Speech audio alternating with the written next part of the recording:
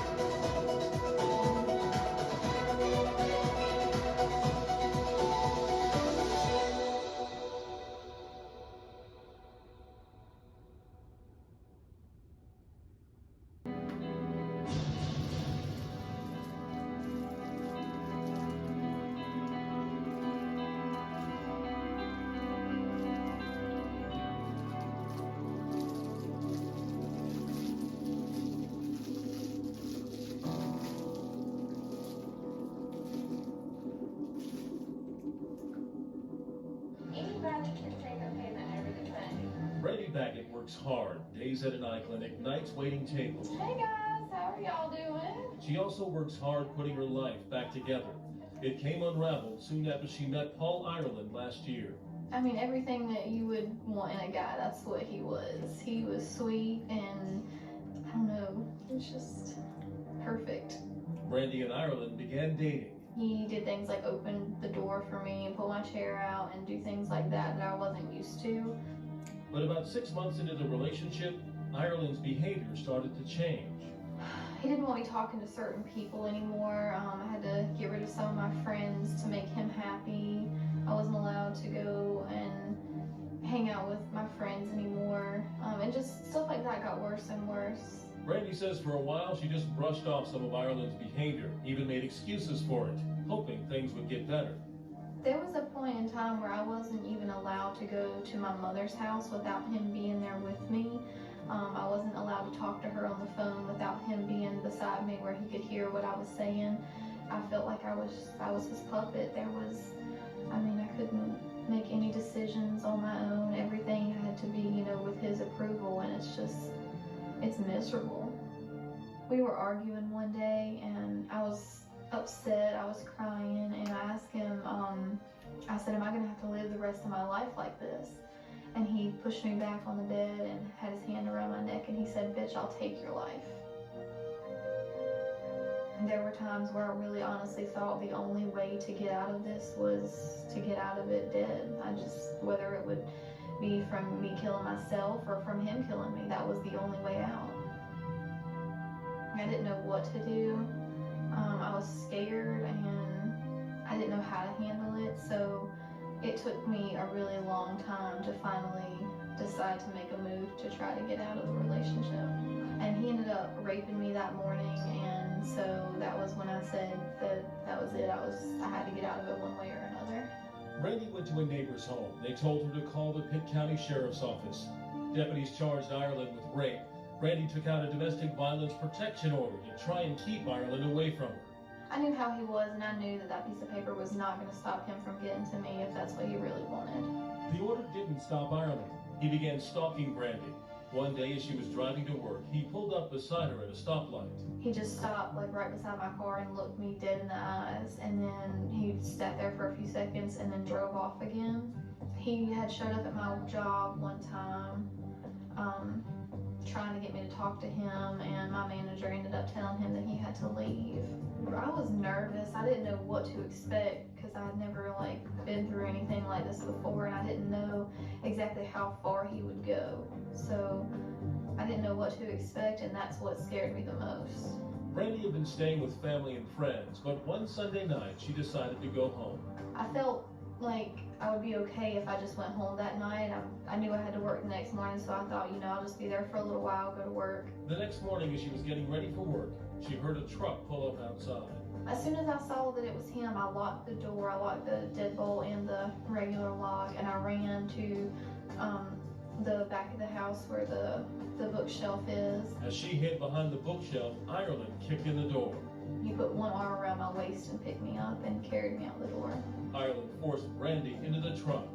And then that's when I noticed that he had 2 guns with him. It definitely scared me because it was one thing for him to, force me out of the house, but then to know that he had guns, I didn't think that I thought once the truck left the yard that I wasn't ever gonna come back. Neither did John Guard. He's with the Domestic Violence Unit at the Pitt County Sheriff's Office. Guard was one of the first to arrive at Brandy's house after he received a report that she hadn't shown up for work. He remembers seeing her kicked-in door. I mean, my heart sunk when I saw that. I mean, there was, it wasn't good. I felt like, the next, this was just the beginning of what was going to be a murder. Guard says Brandy's case is textbook of how so many cases lead to violence. This case really exposes what victims of domestic violence face long before the first push and shove. You don't expect someone you love and care about to be harmful to you. Rebecca Macy says that's why victims often miss or even ignore those early indicators of an abusive relationship. Macy, who is a domestic violence researcher at the UNC School of Social Work, says the subtle signs can be hard to read. Say I'm dating a guy and he calls me to say, hey, you haven't shown up back at your house yet, or I'm trying to find you, where are you? That could be care and concern, or it could be someone who really is laying the groundwork that wants to control me and really wants to know my whereabouts all the time. Often abusers' efforts to control and isolate the victim escalate into verbal and psychological abuse and ultimately into physical violence. It started off really well. This was a loving relationship and there was a lot of positives to this, but then the violence started and then it got worse. Macy says sometimes hope keeps victims in the relationship. There's a lot of hope that it could be better, that the violence could end rather than the relationship. And sometimes fear is the motivator. I think sometimes when women hesitate to end a relationship, it's because of fear of making things worse. And I think that that's a valid fear. Next, some innovative efforts underway to help keep victims safe and hold abusers accountable. He's showing to not be where he's supposed to be. And later, we'll show you how Brandy Baggett managed to escape from Paul, Ireland, and the message she has for others like her. Get out early.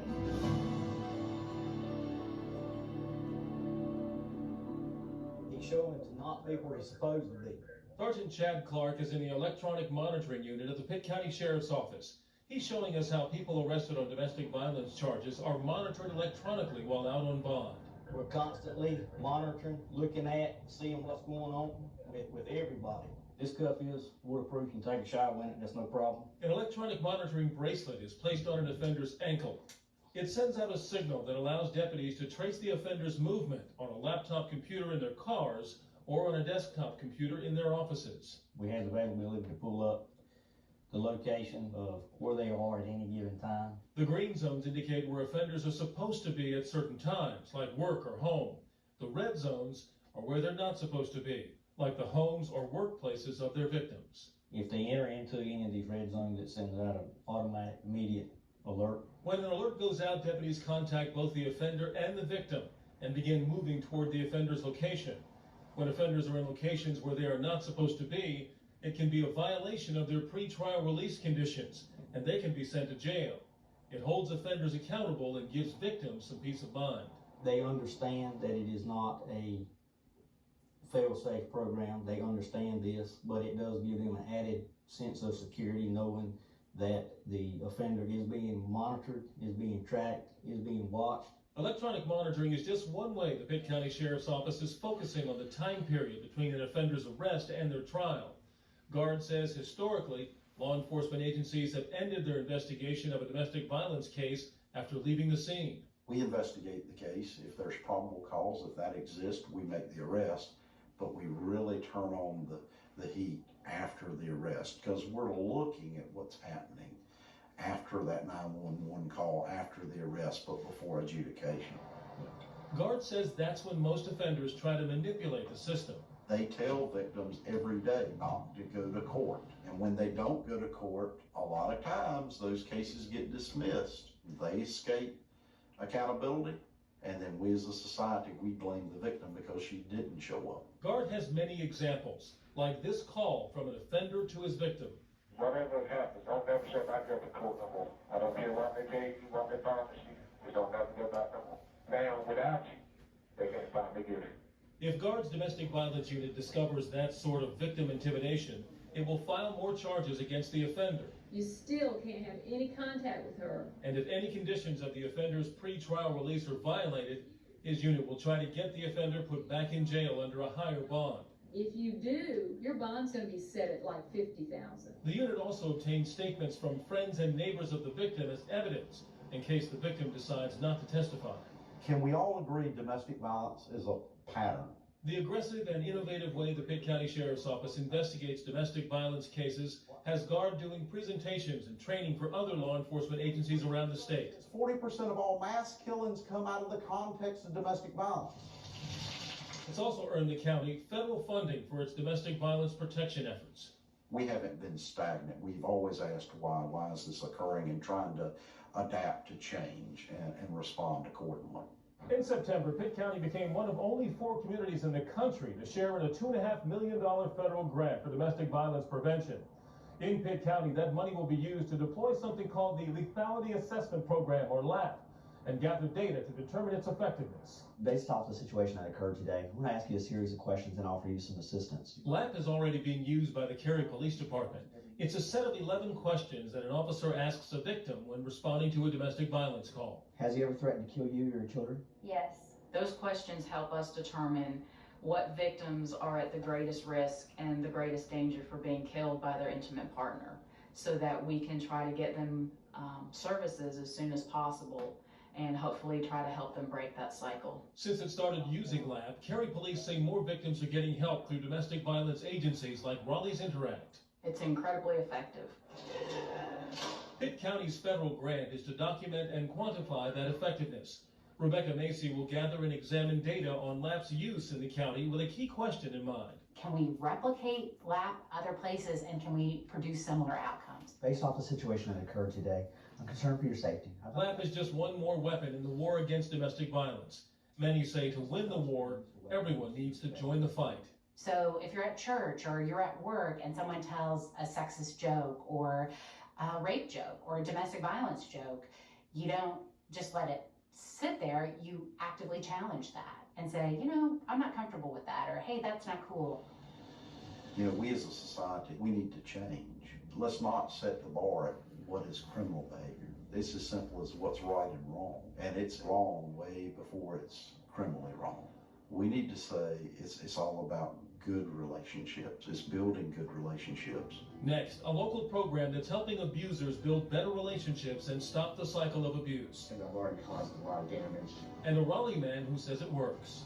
Everyone has the right to not be abused. I don't want to be, you know, the bad husband or the bad father, or, you know, the guy who's in jail. Edward Cummings was certainly heading down that path, a path that began a very long time ago. I never lived with my parents. He was just 3 years old when his father murdered his mother and aunt. And my father, he's been in prison 30 years now. Cummings was placed with his grandmother. I started getting in trouble and things like that. So it was off to foster homes. They literally moved me everywhere. I'd stay in a place a few months and then they'd move me somewhere else. He went to court to be legally emancipated at the age of 16.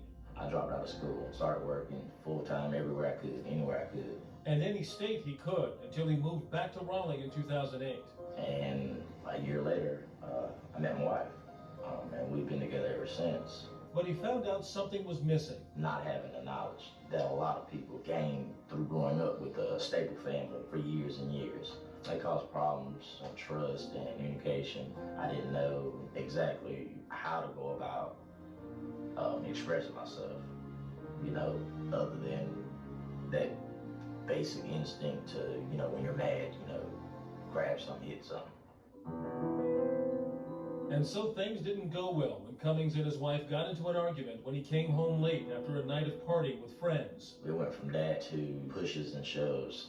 I left the house that night, and, you know, my wife, you know, being fearful, she called the police. Cummings was charged with assault on a female. It was a serious lapse in judgment. It was me creating a hostile environment. Passive and passive aggressive. As part of his sentence, Cummings had to attend a 26-week behavior modification program run by Raleigh's Triangle Family Services called DOSE. It stands for Developing Opportunities for a Safe Environment. Yesterday I had court for the restraining order. The program teaches clients to recognize the patterns of abusive behavior. A lot is based on their upbringing, based on their culture sometimes, and based on just behaviors that have been accepted by people around them, enablers. DOSE gives their clients tools to deal with their behavior.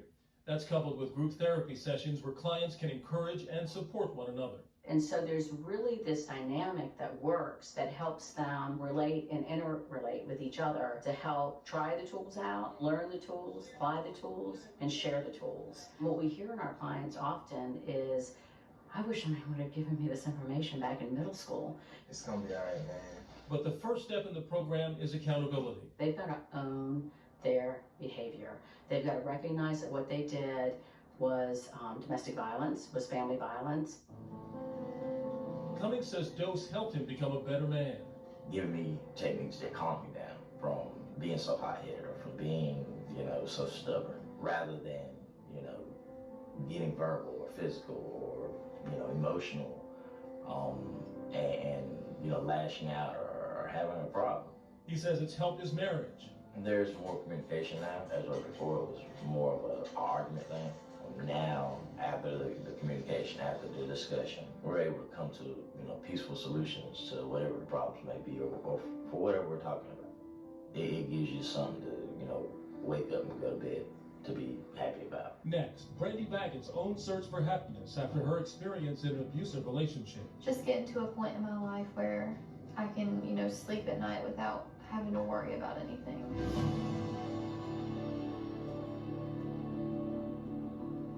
To learn more about the WRAL documentary, Enough is Enough, or if you need help and are looking for resources, go to WRAL.com and type WRAL Doc in the search box.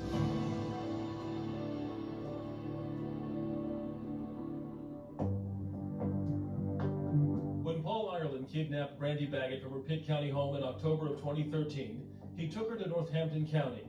He put a lot of effort into not being caught. For 5 days, he held her at a couple of abandoned homes owned by his family. I honestly thought that when he took me there that he would end up killing me and then killing himself. But Brandy had a plan. I did my best to convince him that I wanted to be with him again and that it was all a big mistake. I shouldn't have tried to leave him and that it was my fault. I took the blame for everything. And I told him that I loved him and I wanted to be with him and I wanted to try to make things work. Ireland was convinced. He asked Brandy to call Pitt County Sheriff to explain. I heard fear. I heard probably intimidation. I heard she was very fearful in her voice, but she was trying to really act like everything was fine, but she was doing a terrible job in it. Ireland decided to have his grandmother drive Brandy to the sheriff's office. The plan was to go back and for me to tell the sheriff that I wanted to drop all the charges and that I wanted to be with him, that he didn't do anything wrong. Ireland even wrote a script for her. He told her to transcribe it so it would be in her own handwriting. I love him and I want all of this to go away. A lot seems to be misunderstood. He's not hurt me, threatened me, or harmed me in any way. Paul's a good guy and is not guilty of a lot of what he has been charged with. I want what he has been charged with dropped and do not plan on appearing in court. As soon as she walks in, she no longer is the same person we've been talking to on this phone. She just broke down and started telling us the truth. I just never would have predicted, and nobody else would have, that she would have been released. That's because Brandy's case reminded Guard of Anitra Carter. Coburn's case was profiled in the award-winning 2006 WRAL documentary, Paper Thin Promise. Carter kidnapped Anitra and eventually took her to her grandparents' trailer in Franklin County. Coburn's boyfriend kidnapped her from her Pitt County home and murdered her after holding her hostage for a week. What's the matter? What's the matter? Dad? Dad? Dad? There were a lot of similarities to this case and to the case involving Anitra Carter. Coburn's boyfriend tried to kill himself but failed and was sentenced to life in prison. Paul Ireland shot and killed himself hours after releasing Brandy. I cried really, really hard. I wanted him to get help. I didn't want it to just, I wasn't looking to just save myself. I wanted to save him too. Brandy says she takes anxiety medication, receives counseling, and gets a lot of support from friends. She's working to save money to go to nursing school, and says she has learned from her experience. I learned definitely what to look for to keep that from happening again. And just, you have to be careful who you trust. You just have to really, really be careful. You guys doing okay over here? Do you need refills or anything? All right, you're welcome. And when signs of a potentially abusive relationship appear, get out early, because the earlier you get out, the easier it's going to be. If you wait around, you're just going to wait till it's too late. Instead of just, brushing it off, pushing it to the side, making excuses. I could have gotten out while I was still, before it got really bad.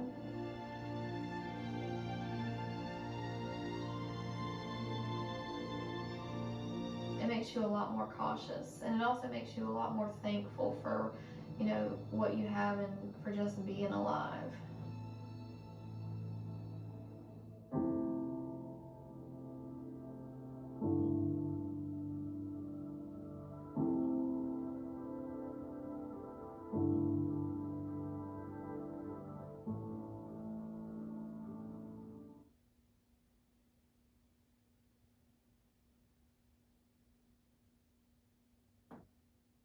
From WRAL News, this is Focal Point. 911 emergency. Hello, I'd like to report a case of abuse. They see the victim, whether she's a girlfriend or a wife, as their property. If I can't have her, no one can. It's sort of a common refrain. Yeah, my husband just hit me over the head with a coil of computer wire. They understand that violence in the home is wrong, but what they've got to do is, in their mind, they've got to have justification for their action. What's the best way for them to justify it? Well, here's a protective order that she took out. You have the nerve to call the cops on me? I'll tell you one thing. You think you're calling up this wedding? You're wrong. I'll kill you first. I'll find you. You ruined my life. You're dead. So essentially, he's been given a pink slip. You're fired from this relationship, or I'm leaving, or I can't do this anymore.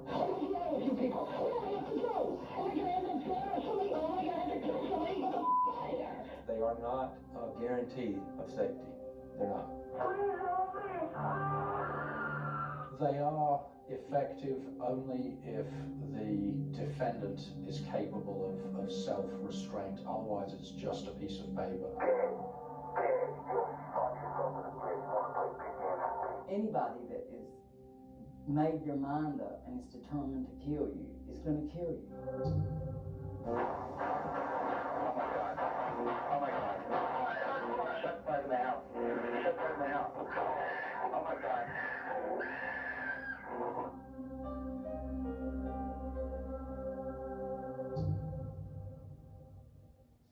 Since 2002, more than 300 people in North Carolina have been murdered by someone who supposedly loved them. Most of the victims were women, killed by a husband or boyfriend. And in many of the cases, the killer was under a domestic violence protective order, what's commonly called a restraining order. Our focal point? That paper-thin promise that's supposed to protect victims of domestic violence. We begin with a look at one of many cases in our state where it did not. Anitra Carter was blonde and bubbly. She loved animals and elderly people. She was alive. She was just full of life. In 1995, Anitra met Doug Carter. She was only 19. He was 32. After just a couple of dates, he talked Anitra into moving in with him. That was a red flag. Over the next year, Carter became increasingly possessive. He built a privacy fence around their deck to keep neighbors from seeing Anitra sunbathing. He went door to door, introduced himself, and told them that if I catch you looking at my girlfriend laying out in the sun, I will kill you. Carter went from possessive to abusive, at one point locking Anitra in a closet. And he barricaded the door shut while he built a cage around the waterbed. And then when he was through with the cage, he put her in the waterbed and she stayed there for 3 days. he wasn't going to let her go. I guess he was going to try to convince her that he was, you know, he was the answer for her, or that she could never leave. And when Anitra escaped out of a bathroom window, Carter caught her in the cul-de-sac and pushed her to the ground. Someone called 911 and Pitt County deputies responded. Anitra told them how Carter held her captive, hit her in the head with the butt of a gun, and forced her to write a suicide note at gunpoint. You just knew what she was saying was the truth. It hit you right in the gut. I mean, you just knew. Deputies charged Carter with felonious assault and kidnapping. Carter convinced Anitra's grandparents to post his bond. Anitra got a restraining order to keep Carter away, but he staked out the house where she was staying and waited for her to come out alone. And he came out of the woods with a gun and fired off some rounds and got into the car with her. Carter kidnapped Anitra and eventually took her to her grandparents' trailer in Franklin County. Her grandparents showed up there 2 weeks later and found themselves looking down the barrel of Doug Carter's gun. They called for help and deputies responded. And when they were getting ready to go inside, they heard a woman say, "Please go away, he's got a gun in my head, and if you come in, he will kill me." They saw a hand with a gun pointed to the woman's head. They saw her, of course. They backed out. They called the SBI for assistance. The SBI positioned snipers around the trailer and called in hostage negotiators who tried to talk with Carter. Okay, and right now? They're moving over there now. he was very unstable. He was very belligerent, verbally abusive. And then at other times, he was reasonably calm and coherent, and it sounded like that he wanted to negotiate. It was just a roller coaster ride. Negotiators also tried to talk with Anitra. Anitra, you there? Yes, So is everything going like you want? I hope so. She was very scared. We heard her crying a lot. Sometimes she was reasonably calm. She pleaded with negotiators throughout this ordeal for not to let the police come into the trailer, because if they did, he would kill her instantly. Anitra spent her 20th birthday as a hostage. I could just imagine her sitting there, tied up, hands and legs on a leash on a table. And she's sitting there and she's watching this man that she at one time thought she loved. She's watching him completely lose his humanity. If he heard somebody coming too close, he would stick the gun out, a shotgun, and shoot out into the field. And then he would threaten us and say if we came any closer, he would kill her. He threatened to kill her many times throughout the ordeal. An ordeal that became the longest standoff in SBI history. But as long as Anitra was alive, negotiators had hope. There's 1,000 things that could go wrong and then one thing that could go right. And you have to keep plugging for that one thing to go right. Eventually, Carter accepted a promise from the SBI that he would not be harmed if he surrendered and that he would be taken to Dorothea Dix Hospital. Carter told the SBI he had to disconnect explosives he claimed he had attached to the door. Watching all you people out there. Give me a couple minutes. I got to disconnect the wires. I don't have no problem with them. I hope you don't have any problem with me, but you please be very careful, okay? Hey, I've come this far. I don't want anything to happen to you, okay? Okay. I'll call you back after I get. Okay, Anitra, are you okay? Anitra, are you okay? I'm trying to be. Hey, it's all downhill from now, okay? Okay. I'll call you back. We could hear him inside the trailer taking the barricades off from the inside. Everything seemed to be going well. We heard Anitra. She sounded very calm. She was very happy. And then in a matter of seconds, everything changed. Anitra tried to escape out a back window, and Carter fired a small caliber pistol at her, grazing her in the head. She knew she wasn't going out the front door. She knew it. Hello? What's the matter? What's the matter? Doug? Doug? Doug? It just tore my whole world apart. She was the only thing that I was connected to. She was my only blood relative. After he shot Anitra in the head with a shotgun, Carter put the gun under his chin and pulled the trigger. Shot, that's a shot. That is a shot. That is a shot. Hello? Hello?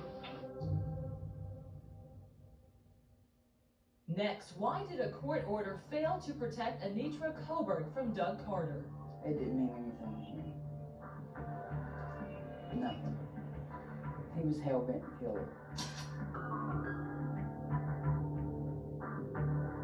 You're watching Focal Point from WRAL News. In-depth coverage you can count on.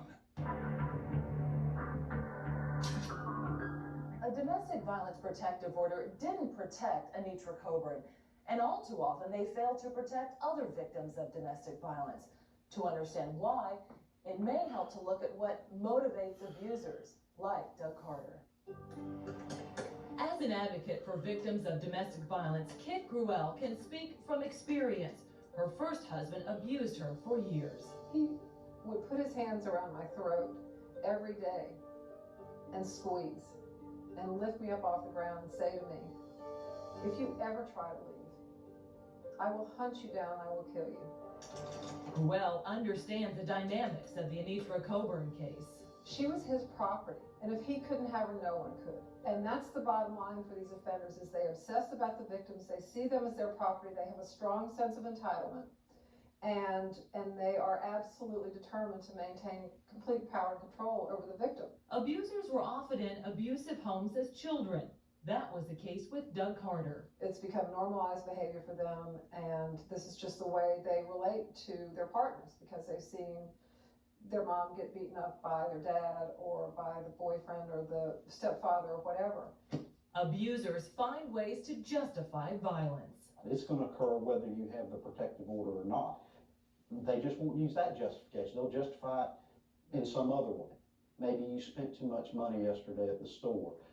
Maybe you told me you would be home at 6:30 last night and you got home at 7:30. I think the part that's the most frustrating for me is hearing people that are on the outside say, "Well, if it was me, I'd just leave."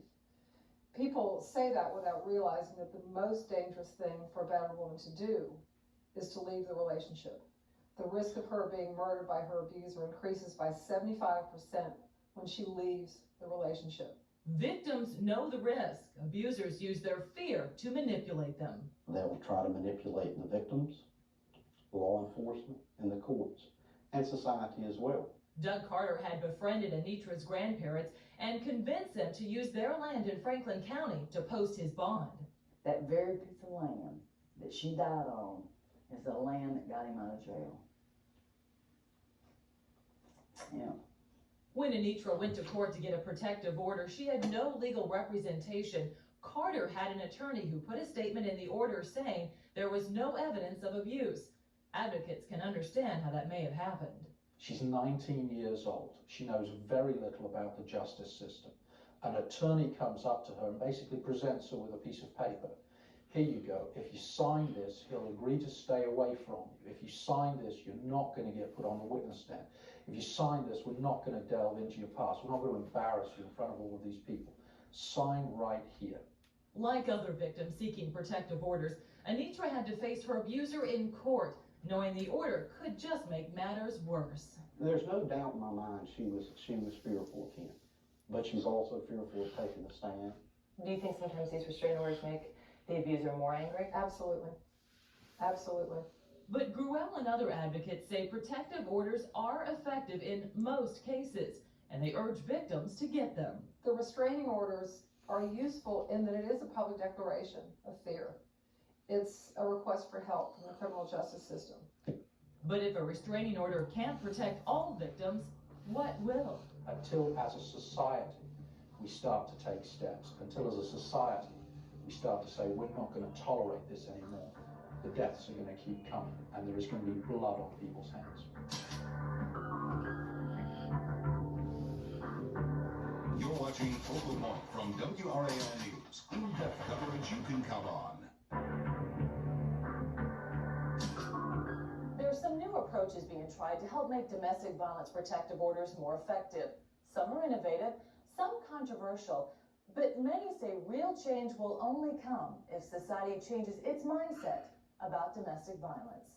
You were charged with an offense, I believe, assault on a female. In Pitt County, many defendants charged with domestic violence are put under electronic house arrest as a condition of bond. Good luck to you, sir. Their ankle bracelets communicate with global positioning satellite transmitters that defendants wear on their belts. This is what they would wear while they're working or if they're away from home. Sergeant John Gard showed me how it works. He put a bracelet and transmitter on me, and we took a short drive around downtown Greenville. Oh, I see. Bird's eye view. Back at his office, Gard showed me how the GPS tracked my course. The blue dots are my trail. That's how he can tell if a defendant has gone where he shouldn't go, like to the victim's home or workplace. And what's in the red box? Date, time, speed. So far, the new system's been a success.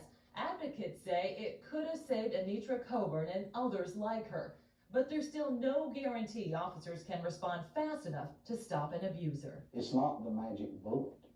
And see, I think in domestic violence, we want to find that magic bullet. I don't have it. Neither does anybody else in the state. Some lawmakers see real bullets as a possible solution. The legislature passed a bill in 2005 that requires court clerks to give victims the information on how to apply for a temporary concealed weapon permit when they get a domestic violence protective order. And I'm a firm believer that knowledge is power. I believe that knowing your options and feeling strong about yourself makes a big difference in whether you're a victim or not. But victims advocates say the new law is like telling the victim, you're on your own. In all the years I've done this work, it's the worst legislation I've ever seen. Advocates say there's no guarantee a victim will be able to purchase a weapon or know how or when to use it. So far, few victims have taken advantage of the new law. They're reluctant to have anything in the house, either around themselves or their children, that could be used by their aggressor, by the person who's been abusing them, against them. Anitra Carter had a gun, but Doug Carter took it from her and used it to kidnap her. If we finally have a great opportunity where a clerk in the state of North Carolina, a clerk of court, is going to provide a victim with valuable information, why don't we put on their information about where to get help? That's starting to happen in some courthouses, including Wake County's. The House of Representatives. In 2004, the General Assembly passed a broad package of domestic violence reforms. Among other things, it gave police the power to arrest people who violate domestic violence protective orders, essentially bringing the violation of a civil order into criminal court. The legislation that was passed a couple of years ago was great, but it only goes halfway. Romery and other advocates say laws need to be tougher. If I go home tonight and I hit my wife in the face, I'm guilty of a class A1 misdemeanor.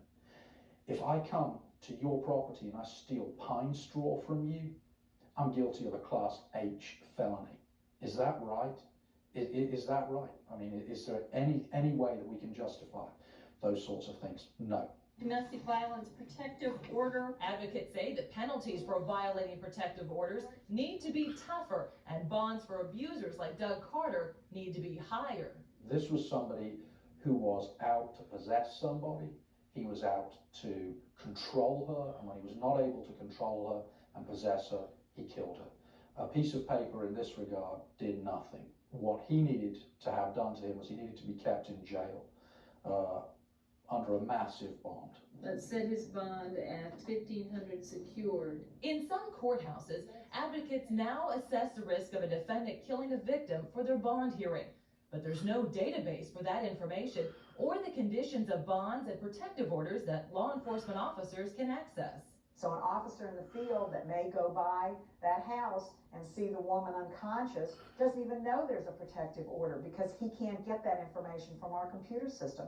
May not even know that this is the 4th time. Assault on a female. The technology is available to change that. And it really sickens me. I have seen too many people harmed, too many people hurt. I have seen too much blood, far too much, and too many senseless deaths to see in action things that can be done so cheaply not be done at all. And that really hurts me. Advocates say judicial officials and law enforcement officers need training in handling domestic violence cases. And how they had their training in the academy is you mediate, separate, and clear. If the victim didn't want to prosecute, you didn't prosecute. You kind of did your best to put a Band-Aid on it. Guard says his officers now treat domestic violence cases like any other criminal case. Advocates say prosecutors need to do the same. There is this old-fashioned belief that domestic violence is just a family problem. It's a private issue, and it's not something that the state needs to get involved in. Advocates say more training and education beginning in our state's public schools will help people understand that domestic violence is everyone's problem. As long as the people who can create that culture do not create that culture, they have blood on their hands. Law enforcement already been out there. The Anitra Carter case inspired the Pitt County Sheriff's Department to create a domestic violence unit and train all its officers in how to handle such cases. The Douglas Carter and Anitra Coburn case. John Gard urges legislators to support more domestic violence reform and is trying to get money to expand his unit in Pitt County. I get asked, what's your drive? I have $2. You know, I have $2. That's my drive. You know, if you look at the numbers, is there a fair probability that they could be a victim of domestic violence? Yes. Next, Doug Carter survived his suicide attempt. What explanation does he have for killing Anitra Carter? You're watching Focal Point from WRAL News. In-depth coverage you can count on. To learn more about the issues covered in this episode of Focal Point, go to WRAL.com and click on News. 10 years ago, Doug Carter killed Anitra Coburn here in cold blood. A court order could not protect her. Anitra's case and those of hundreds of other victims remind us that preventing domestic violence takes a lot more than a piece of paper. Shot, that's a shot. That is a shot. Doug Carter survived the shotgun blast he aimed at his head. Prosecutors allowed him to plead guilty to second-degree murder and first-degree kidnapping. A judge sentenced him to 29 years. Anitra's mother filed a civil suit against Carter to add to his punishment and keep him from profiting off any book or movie deals. I knew I'd never get a dime. I mean, I didn't do it to get money. I didn't want blood money. You know, I didn't want to get rich off my child's death. She wanted to make a statement about domestic violence. So did a jury. In 1998, it awarded her $525 million. At the time, it was the largest civil damage award in U.S. history. This was a way to put him under civilly a life sentence. He'll have this judgment over his head for the rest of his life. Now, it is Doug Carter who is the hostage. I was really obsessed with her, really in love with her, where I felt like I wasn't a person without her being around. Anybody who is having any kind of problems, mentally or physically, abusing their spouse, they need to get help, because they could end up like me. And here, all I've done is wasted a lot of people's lives. And it doesn't just affect one person. What's done is already done. I can't change what's happened. I wish I could. I wish I could be in the grave instead of her. But I can't. This ain't no life right here. I'm in prison. I gotta walk around like this all the time. He means like this. He looks too good. He looks too good. He needs to look worse. I don't have much faith in that word closure. Nothing closes. Nothing closes. I don't feel like anything's closed. My wounds are gapped wide open. Anitra did not die in vain. She did not. Her death was not in vain. It has been the catalyst for change, both here in this county, but the state as well. And, you know, we're going to make a difference, every one of us.